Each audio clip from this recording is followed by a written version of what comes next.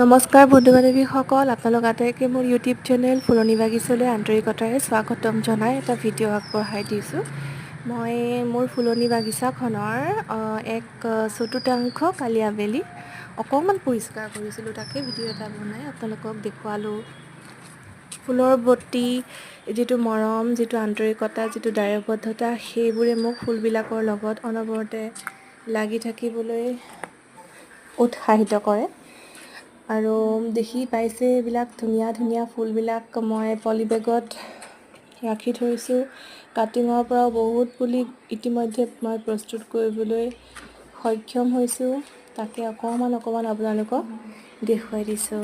এইবিলাক জাৰবেৰা, জবা ফুলৰ কাটিং, গল্ডেন গ্ৰাছ, এইবোৰ জাৰবেৰা, এয়া হৈছে ইউফৰবিয়া মিলি।